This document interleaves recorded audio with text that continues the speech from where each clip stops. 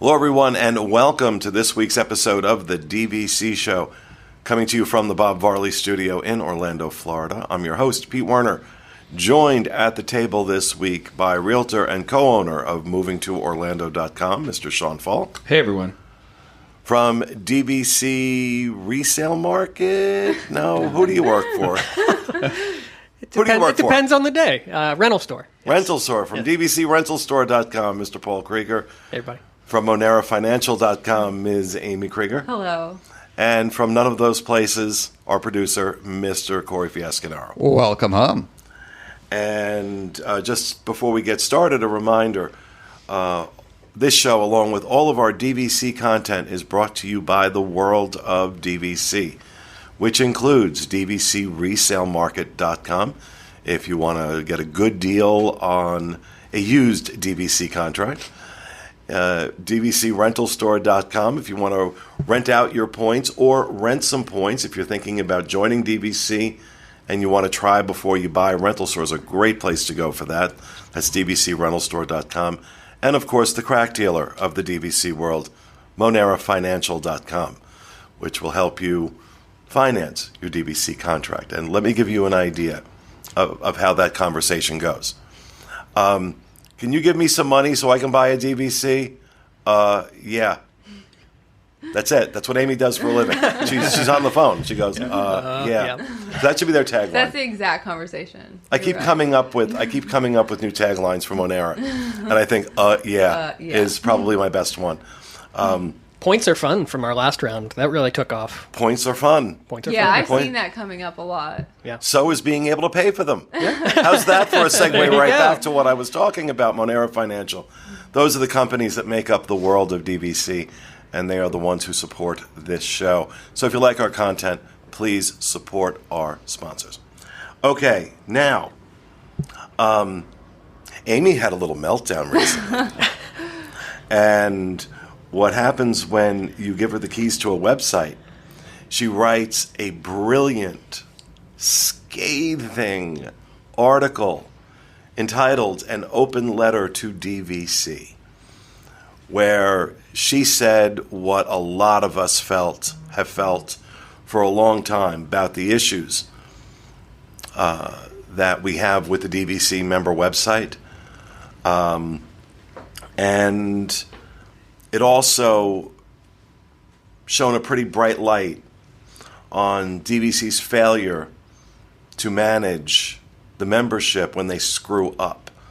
So that's the Reader's Digest version, but I'm going to let Amy give you the full version. Yeah. So a lot of people by now, especially if you read the letter, know that Grand Californian recently this past month in January suffered a glitch, and it's not something that has not happened before. I think, Paul, it happened in April, right? April of last year, and booking went down for almost the better part of a couple weeks, I believe. Yeah, and so we had something very similar happen, and to most members that get on, there's a lot of people that, just look at the 7-month mark or have been kind of stalking the system for a certain trip. For most members that get on there that morning and that saw that availability, they were probably very excited. Let me just back this up just a little bit for those who may not be aware. The most difficult reservation in the world of DVC to get is the Grand Californian out in Disneyland. Yeah. There's not a lot of rooms. Members who own a Grand Californian scoop up those rooms as soon as they're available at the 11-month mark. And those of us that don't own there because we don't have $87 million a point to pay for it are usually out of luck. Mm-hmm. So you went on. Yes. I did, yeah. To go book. I did just want to clarify that by World of DVC, that's not our sponsor, World of DVC, that can't do it. It's the universe of DVC that can't do it. So in the universe of DVC, Even those of us that follow the news often and know what's going on can be fooled because you get on in the morning, you see that availability. It's like you've got blinders on. And I don't know about some of you guys, but when I book something and I see it available and I know it's really hard to get and I click on that button, like my heart starts pounding. So you went on looking for dates. Yeah. And lo and behold, to your surprise, there they were. Yeah, and it was a 7-month window, and it was August, so, I didn't think it was an unreasonable, it's possible. It could happen. So, you're going through, you're not looking at the rest of the calendar, you're just looking at your days. You're excited. It's asking you, put in guests. You're like, I don't know, that guy that lives with me, what's his name? You're just trying to get it done. Anything, yeah. Right? You're just trying to get it done, and then you got it. That's how I'm introducing you from now on. That guy, the guy that lives with Amy. What's his name? But that is true, because there's a lot of things that can happen between now and then, and we have those those borrowing glitches that people are dealing with, and so, it might not go through, you're stressed out, you're trying to get it. So, for a lot of people, that day, that morning, including myself, we thought we got lucky, we got excited, and I frequent groups and DVC fan, and I look on Disboards, and I started realizing shortly after that there was a mistake, that there was a big glitch going on, and it was similar to last time. And I realized that I didn't have it, I didn't have the heart to cancel at that time. But you were hoping maybe you were one. And last time this happened, I will say that Disney Vacation Club did honor the rooms. They did offer hotel rooms to those guests. Maybe this time it was too big of a mistake. Maybe they couldn't. But so this isn't really, it's not about us. It's not about me and Paul. It's really about, all those members that went on and booked and got excited. And some of them verified with member services, because I know that I did. I waited 3 days. I called member services. I asked them to look at the reservation. They told me it was fine. They took a room request. So this is the part of this story, Amy, that just sends me over the edge. That you called, and you weren't the only one, called member services. Is this real? Oh, yeah. Which room would you like? That borders on diabolical. That is such negligence on DVC's part. It's unbelievable. Yeah. So, and I think it's easy for a lot of us to assume that a majority of members, oh, you should have known. It's really hard to get into. You knew it was a glitch. You booked it anyway. You should have known. But a lot of our members, there's such a huge member base. And there's so many people out there. And as much as I like to think that a lot of people follow DVC Fan, and there are a lot of people that follow Pete and DVC Fan, there's just as many members out there that rely on Disney Vacation Club, for their news, that rely on their emails, that rely on member services, that think the best of you, Disney. Like, they just, they believe that what you tell them is true. Not everyone, and I know we find this hard to believe, not everyone is an internet stalking psycho like we are, where we are on Facebook groups and discussion boards and all these other things. Yes, we have a nice sized community. I'm very proud of the community that we have, but it's by no means all encompassing. It's not like all DVC members come to our website or our I wish they would, but it's. And for these people that thought they got lucky, especially people internationally. And those people exist because, after the fact. So basically what happened was it from everything that I read, and I looked on Disboards and I looked in social media groups, and these are just the people that I saw that were getting on to ask questions. You know what I mean? Those people either were contacted a week and a half later and then canceled immediately, or they slipped through the cracks and they weren't contacted at all. And so in a week and a half, that's a long time to, that's a lot of hours to make flight arrangements, to book a rental car, to tell your children, to invite people, to make other traveling plans. These are things that people did because, I read about it. And after my letter, I had more people contact me and tell me, I was affected and we were traveling internationally and we booked these expensive flights. And now, we don't know what to do. We have to pay for a hotel room on top of what we already paid when we were planning on using points. And there are members that had Disney World vacations that saw this great opportunity. Grand Cal's open. Oh my goodness. Modified their trip, lost their Disney World reservation, had nothing left a week and a half later. So there were a lot of people that were impacted in that way, that were left with absolutely nothing. And all of that could have been avoided with just, one simple email. Send an email to the membership base, or, even just to those that the book. They send emails all the time, so it can't be that challenging of a concept. Send an email as soon as it happens. If you booked, Grand Cal from this date, from this time to this time on this day, know there was an error, your reservation is under review. It's subject to cancellation. Something that simple, when it happens, could have, saved a lot of these people from... Well, it looks like when something goes wrong, COVID, this is not an organization that is very good at communicating. We were complaining about this quite a bit in 2020, about how bad the communication with the changes were, especially when they went to you could only borrow half your points. Which, look, these are all legitimate. Those were legitimate changes, and mistakes happen, errors happen, computers glitch. It happens. It's not about that. No. It's about what your follow-up is. What do you do afterwards?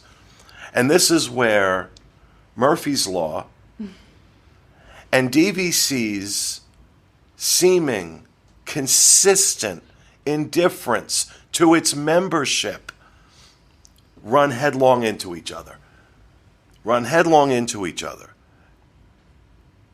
And that is what upsets me the most about it. Is that, okay, the glitch happened. I think we could all understand that. Yeah, disappointed, upset. But no communication. Yeah. And then you don't offer to do anything to make it right. Not our fault your website glitched. It's not the fault of the people who booked rooms at the Grand Californian that you're incompetent and can't run a website, that you can't, as a resort organization, an organization that sells resort timeshares, can't keep a booking engine from glitching out all the damn time. I'm telling you, every time I book a reservation, I got to set aside some time and make a cup of coffee because I'm going to be there for a while. Yeah. When it goes through in one shot, I'm stunned. Yeah, it's so weird to me because, this is all under one umbrella, like Disney Cruise Line, DVC, like that kind of thing. It's not like it's run under the same person and under the same general set of management on the higher levels. And when I was a travel agent, Disney Cruise Line is always so good about their stuff. Anytime I would call in to speak to an agent, they were super knowledgeable. They would flip you whatever you needed to do. If they made a mistake, they're like, oh my God, we messed up, whatever.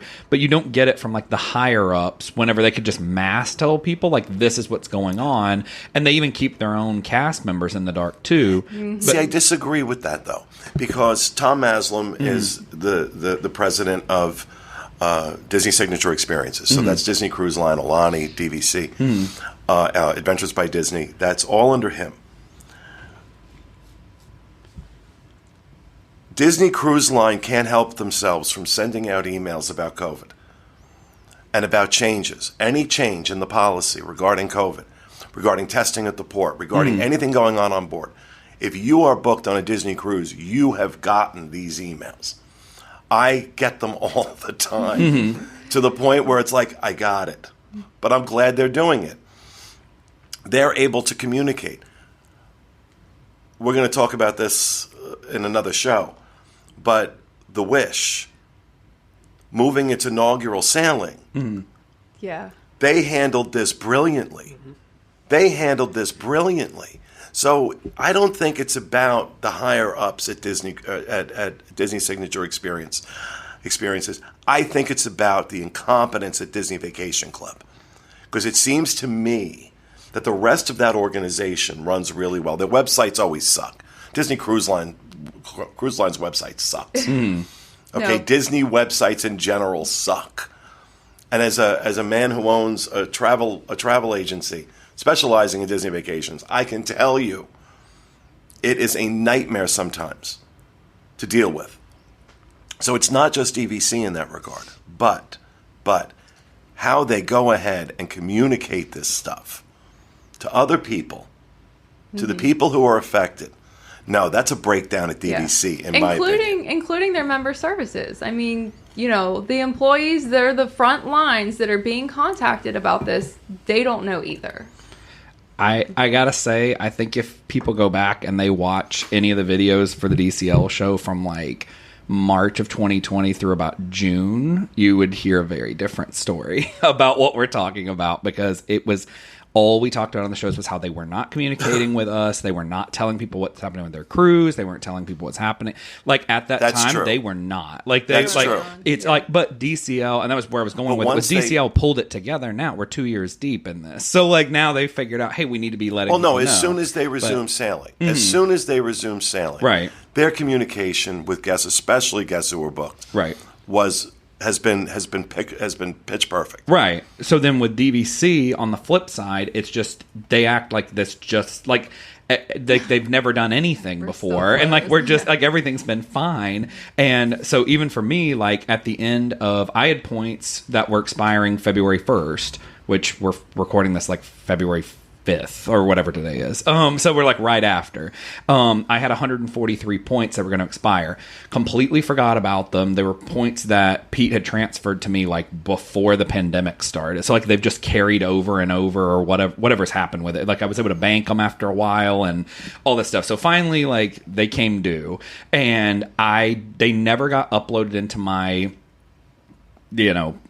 screen or whatever to like see, hey, here it is in my portal that the points were there. They keep saying it's because Pete sold the contract, so that's why it didn't show, but they never showed like from the beginning. And I remember somebody telling me, oh, you got to like check up on it because they were transferred in. But now they're telling me, oh, they never showed up because we see that the contract got sold, so once it sells, then it disappears out of the system. And I'm like, no one's ever told me that before. So January 30th, I realized, oh my God, like I was just getting on to check the new, I call it I don't know. It's the new Interval International. Yeah. And so I was checking to see like, hey, what vacation. I was going to flip my points into that program, and that had always been the plan. But with RCI, you could just flip your points. With this one, you got to like pick a thing and then book it based on that. So then I didn't have enough points to book anything. And so I was like, well, I got to just get what I can get, I guess, at Disney World and just stay right here. So the 30th or the 29th or the 30th or whatever, I get online to see what can I find. There was a 2-bedroom at the Grand Floridian available for like the night of the 30th, the night of the 31st. I tried to get it, but it was after hours. Every time it would go through, it was like, oh, something failed, something glitched, call member services. I'm like, they're not open, and it's not going to be there by the time I call them. So, of course, the next day, the 30th rolls around. I spent all day on the phone trying to get anyone that could answer. I've spent hours on the phone. And so I had even telling Pete, like I had closings, like final walkthroughs, and my phone was in my pocket going to final walkthroughs all day and closings. And I would just tell everyone, I'm like, listen, like if you hear Disney music like coming out of my pocket, I'm on hold with Disney. And luckily all the people that buy homes with us, they're Disney fans, and they're like, we get it. Like, so it's just, we're like talking, and then like Candle on the Water starts, like, super loud or whatever is happening, or that one with like the Portobello Road or whatever, like that one plays all the time. So they're just going through, and we're talking to like builders, and they're like, has something happened? And I'm like, it's a long story, but I'm not hanging up this call. Like I'll leave before I hang up this call. I've been on phone over hours. And so I finally get someone, and they're like, oh, there's nothing. There's just nothing. And I was like, but call back and check in. And I was like, I'm working. Like, I can't call back and check in because it's too long. And they're like, oh, well, sorry, I don't know. And I said, I don't want to be this person. can I please talk to like a supervisor, like your coordinator? DVC Karen. Yeah, like, I was like, I don't want to be this person, but I'm in a weird spot. And I said, I just need to figure out what my options are. Because he was like, I don't think you have any options. And I'm like, no, I get it. If I lose them, I lose them. But if there is anything, and well, I guess this was the 31st, because the system would not show me same day bookings. And I'm like, I can't check up online. If I could, I would.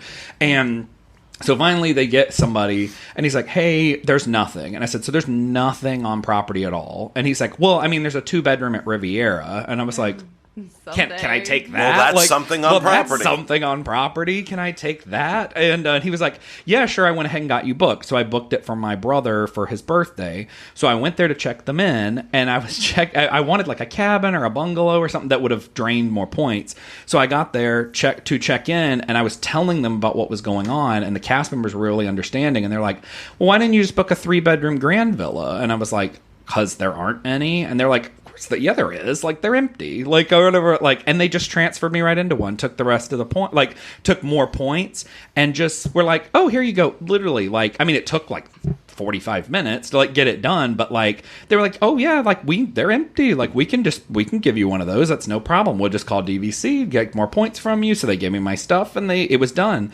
And then I was like, you know what? There's never anybody in those bungalows, and there's never anybody in those cabins. Like there is no way every single one of them were empty. Like no possible way on this earth. I was like, I wish I would have like driven over there and just did it. But like, why should I have to? Like what? You know, I live here. I'm in the program. Why should I have to track them down to do it?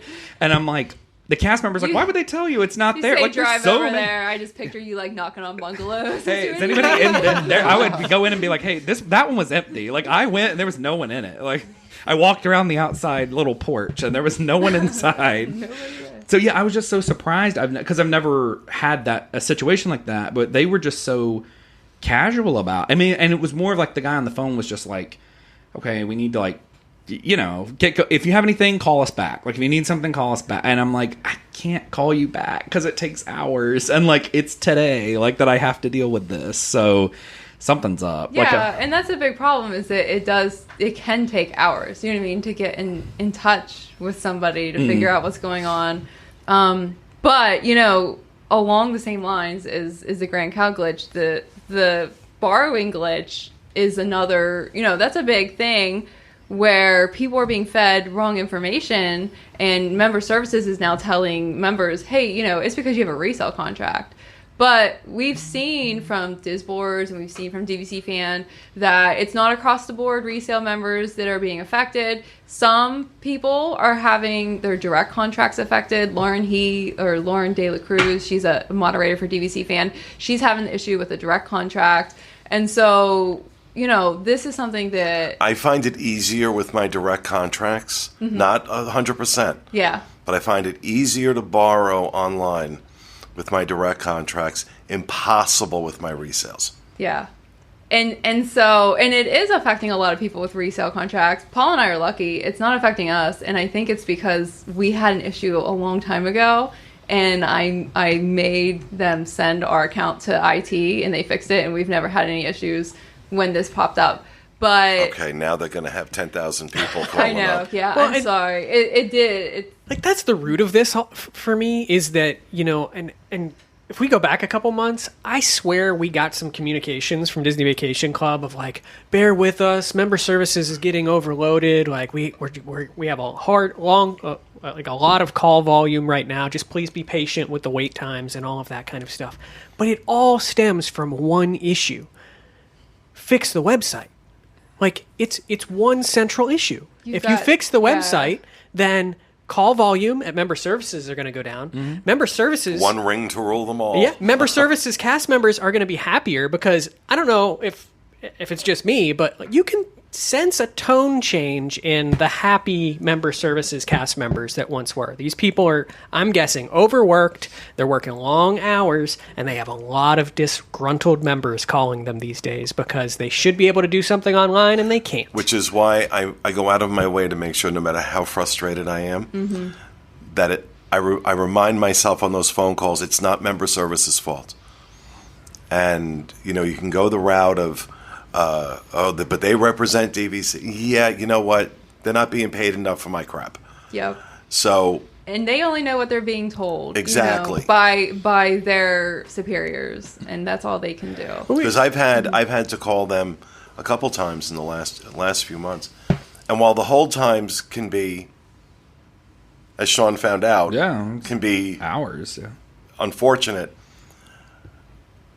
Every member services cast member I've spoken to has been professional, has been friendly, and gone out of their way without being prodded to try. They want to fix it, and I think they're probably more inclined to go out of their way to help you fix it if you're not a douche when you're on the phone with them.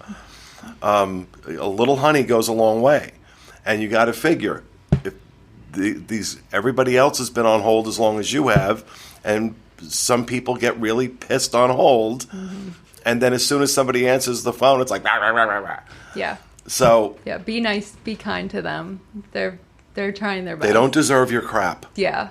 And on that note, I spoke to a very, very nice member service member through chat like a week ago, and he said he recognized my name, and I told him, well, I write a little bit. And so he read my letter to DVC. I know Pete, and I used to see Pete when I worked at the yacht club, and he had great things to say about you. So, oh, that's good. But yes, they are doing their best with what they know and the information that they have and their capabilities. But their abilities only go so far, and it's higher up than that. The issues are beyond them. And part of the problem is they keep getting senior vice presidents that don't do anything.